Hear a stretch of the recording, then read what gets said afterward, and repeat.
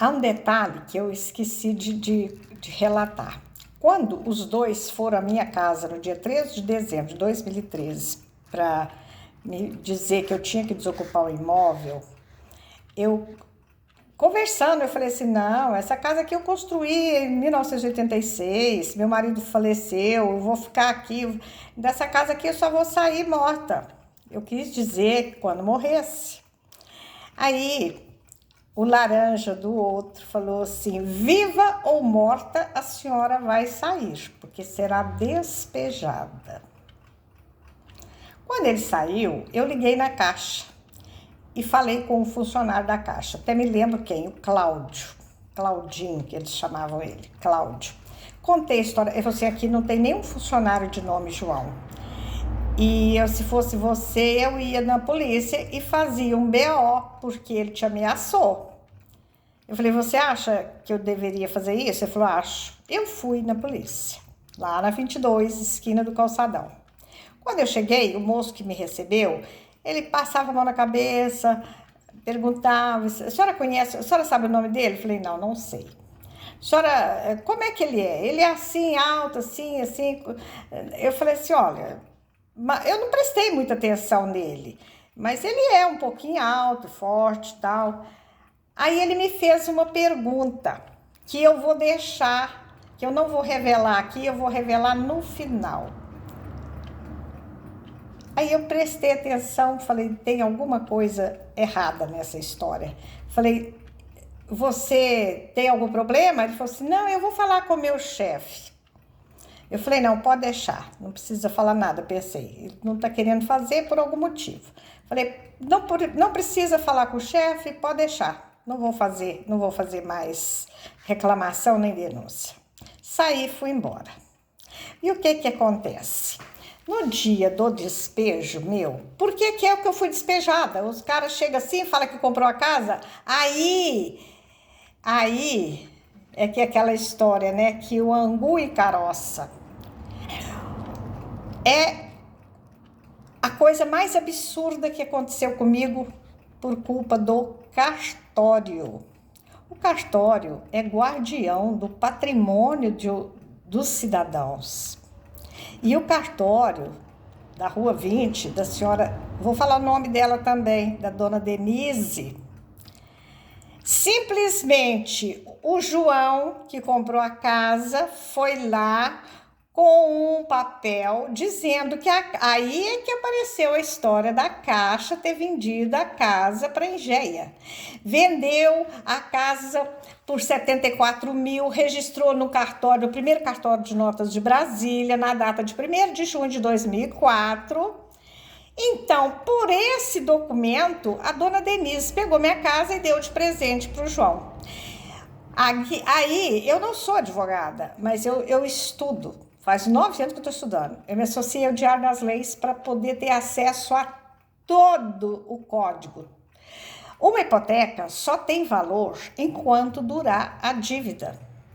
O contrato da dívida. Se terminou a dívida, o mutuário não pagou, ele é executado. Mas não era o nosso caso, porque meu marido pagou antecipado e já tinha passado 9 anos, 10 anos, né? De 2013 para 2003, 10 anos. Outra coisa, é contrato da Caixa com a Engeia. Se ela cedeu créditos, tinha que ser averbado na matrícula. Mas não foi, e lá no contrato, o dono do cartório de Brasília me mandou o contrato da Caixa com a Engeia. Eu tenho na íntegra. E lá diz que a matrícula número tal de Reinaldo Ferreira Domingues cedeu os créditos para a Engeia, lá na matrícula, onde será averbada essa cessão. Não foi. Por quê? Porque a Caixa vendeu mais de 800 mil imóveis, vendeu imóvel que já tinha sido liquidado, que não tinha mais condição de averbar nada, e não foi averbado. Então, o cartório, o notário, tem a obrigação profissional de examinar documento e não pode ir passando casa para pessoa assim, sem mais nem menos, sem documentação. válida, não tinha nada averbado lá na matrícula do imóvel, não tinha nada averbado de dívida, não tinha inadimplência, não tinha penhora, não tinha título executivo, e uma execução extrajudicial só poderá ocorrer se o título for líquido, certo e exigível. Não havia nada. Eu tenho várias cópias de matrícula do ano de 2004, de 2006, de 2012, até da data de 7 de maio de 2013, 13 dias antes do leilão falso. Eu tenho cópia, não tenho nada anotado, nada. Simplesmente ela deu de presente a minha casa para o senhor João. Eu já fiz tudo para não denunciar no Conselho Nacional de Justiça, porque se houver uma investigação, ela pode perder a concessão. E o que é pior, essa pessoa que o João deu procuração para ele, em 2015, ele tirou uma menina da casa dela.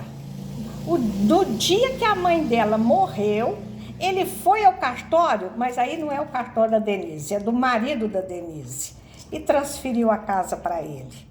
Depois foi no juiz, o juiz manda a polícia. Olha, a história é de chorar, é de chorar. Não foi só uma pessoa que falou, nossa, até chorei. Até a moça da gráfica, onde eu imprimi o livro, falou assim, nossa, eu chorei quando eu li aquela história. Vocês não têm noção o que ele fez com essa moça.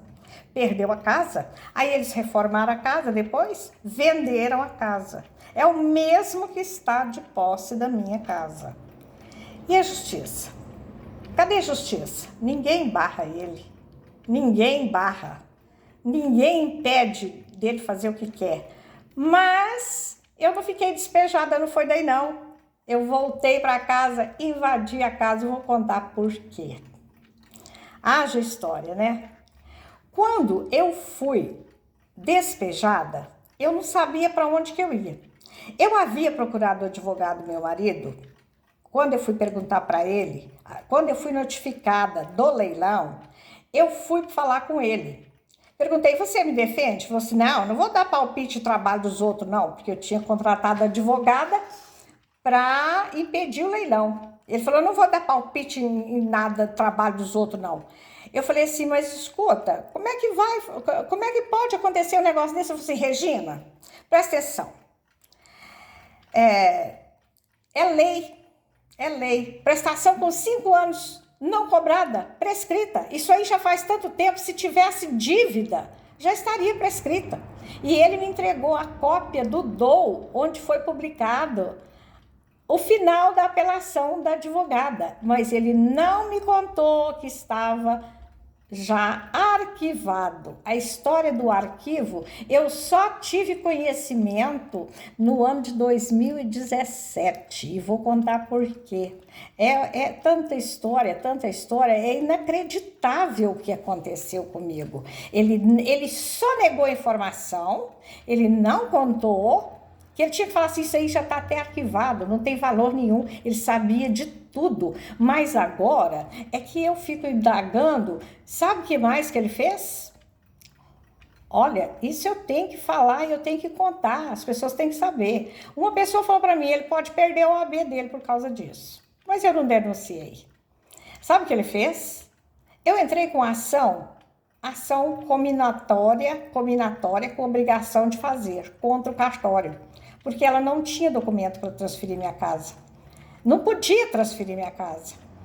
E aí a ação ficou, porque mais de ano, quando veio o juiz para cá, teve audiência. Sabe quem era o advogado da dona Denise? Rômulo Maciel.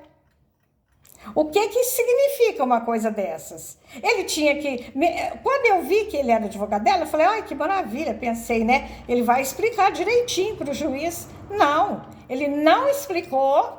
Ele defendeu a dona Denise, dizendo que ela não tinha obrigação de saber se já devia, se não devia. Como não tinha? Ela tinha obrigação, sim.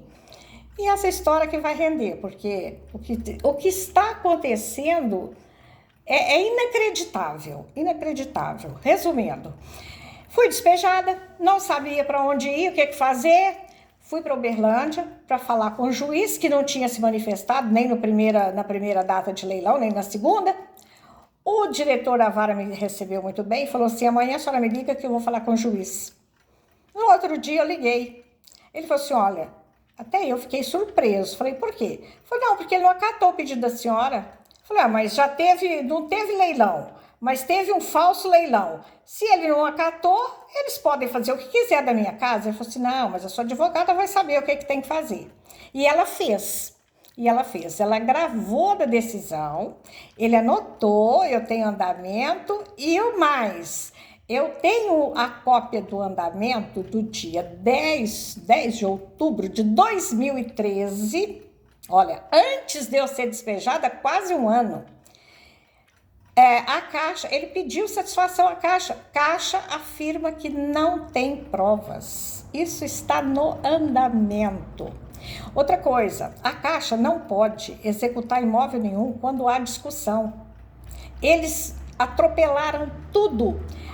Estava até agravado, não podia fazer nada. Não, e o que é pior, vejam bem, depois que o gerente da Caixa falou para mim: não, tem que ter edital, tudo. Eles fizeram o edital, no primeiro 29 de abril fez um edital, que eu nem fiquei sabendo. No segundo, fizeram de novo. E aí embaixo estava escrito assim: os mutuários têm ação na justiça contra a Caixa em Géia aguardando decisão. Era o impedimento do leilão que eu tinha protocolado em Uberlândia, na Justiça Federal. Ora, qual é a pessoa que sabe que tem um problema no imóvel que está sendo leiloado e que vai comprar? Só quem tem má intenção, litigante de má fé, né? E aí eu fiquei sem saber o que eu faço, fiquei perdida, pensei, um banco do Ceará, passei um e-mail para o Banco Central e contei tudo o que aconteceu. Na mesma hora eu recebi resposta, na mesma hora. A senhora será procurada pelo banco, que vai te dar satisfação documental, provando que está certo o que ele fez. E o Banco Central exigiu que o Banco do Ceará mandasse cópia de tudo para mim, com cópia para o Banco Central. O que aconteceu? O Banco do Ceará foi liquidado extrajudicialmente por operação ilegal, ocultação de valores e lavagem de dinheiro. Liquidado. E dessa liquidação, o Banco Central acionou o Planalto. Foi na época da campanha da dona Dilma se reeleger. Era agosto de 2014. Ele exigiu que o Planalto editasse uma medida provisória para salvar pessoas que estivessem numa situação igual a minha. Aí foi editada a medida provisória 656. 19 dias depois da denúncia foi editada. Eu peguei a cópia no DOU, o Banco Central me mandou. Era para mim arrumar um advogado, requerer da juíza que averbasse no cartório, na matrícula, que eles não poderiam reformar nem vender a casa até que tudo estivesse explicado. E foi aí que houve uma restrição averbada lá. E esse laranja do João, todo-poderoso, que se arvora no direito de ser o dono da casa, ele já tinha feito um muro separando a minha casa do jardim, porque eu tenho um terreno do lado. A casa toda esbulhada, arrancou encanamento de gás, de cobre, 10 metros, arrancou encanamento de água. A casa cheinha, a varanda de tijolo, cimento, uma bagunça. Eles abandonaram a casa. Um mês depois, o holofote do Jardim de Inverno ligado, noite e dia. Aí uma amiga minha de Uberlândia falou assim: volta para sua casa, a casa é sua. Chamei um chaveiro, voltei para casa. No dia 30 de dezembro de 2013. O comandante estava de férias, foi passar o final de ano fora. Mas o guarda estava lá noite e dia vigiando a casa dele. Eu chamei o chaveiro, abri a casa, arrumei um caminhão de mudanças. Às 9h30 da noite do dia 30, baixei a mudança lá. Dia 30, né? Dia 31 já era festa, festejo de passagem de ano, dia 1º feriado, no dia 2, alguém contou a pessoa que tinha comprado a casa do outro, sei lá, um advogado, vou falar o nome dele também, Tiago Ferreira de Paula. Chegou e o portão estava destrancado, porque eu tinha chamado uma pessoa lá para olhar o quintal para fazer uma limpeza. Ele foi chegando gritando: essa casa é minha! Essa casa é minha! Eu vou trazer minha mudança para aqui agora mesmo! E aí foi entrar, eu fui fechar o portão, ele arremeteu o portão em cima de mim, pegou no braço, eu fiquei com o braço preto 1 mês. Aí eu pensei, ele vai me bater. Corri, fui no telefone, chamei a polícia chegou, que não era o comandante estava de férias, o outro, chegaram 2 policiais, e ele correu lá, trouxe um papel, falou: a casa é minha, comprei. Aí o policial falou assim: olha, eu não posso fazer nada, o fórum está de recesso, você vai ter que esperar para depois resolver esse problema. E falou: e a senhora, segunda-feira, trata de se defender, porque senão a juíza vai mandar despejar a senhora de novo. Aí eu pensei, ela não vai fazer isso, de novo ela não vai fazer. E aí eu estava protegida pela medida provisória 656, que depois, em janeiro, virou lei, a lei 13.097. Eu até brinco que tem a lei Maria da Penha, né? Essa lei 13.097 é a lei Luzia Regina, porque tudo isso foi uma solução que o Banco Central criou para salvar meu patrimônio. Mas não adiantou.